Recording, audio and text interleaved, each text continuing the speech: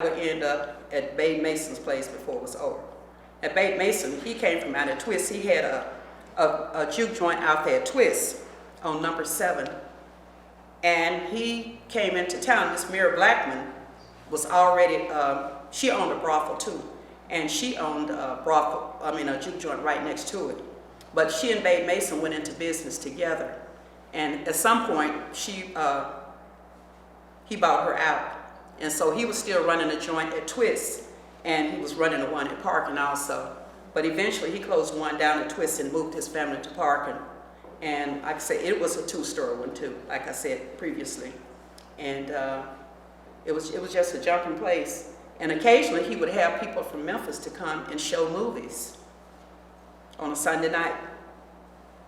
And he would always have a band. And the jukeboxes were real popular. Everybody that had a juke joint on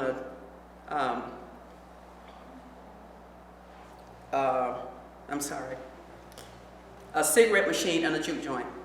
And so these jukeboxes that they owned, the man would come in that owned them. He would come in on every Monday morning, and a cigarette man, and they would come in and they would open the machines and they would divide the money with the owner, and they made a lot of money that way.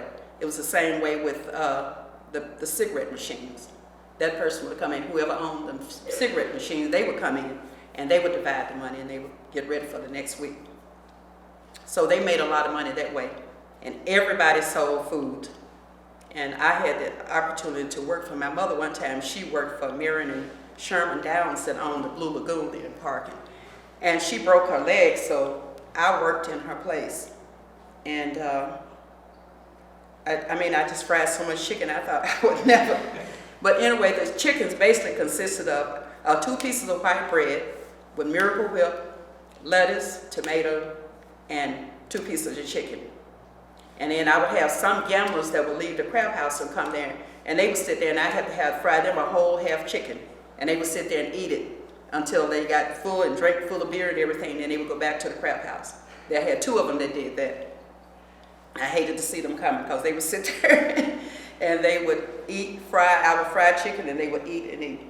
But chicken and pork chops and fish were the main delicacies, sandwiches that they would serve, and lots of bootleg beer. And the Parkin police also came down to get their cut on a Saturday night or a Sunday night for letting them bootleg. A lot of things went on in Parkin, Arkansas, in the joint area, that district. And the place was originally named after Isaac R. Dye. It was called Dye's Bottom. And it was a white gentleman that had built a 2-story grocery store up on the corner just as you enter the Bottoms. And he began to sell different portions of land. And that's why they called it Dye's Bottom.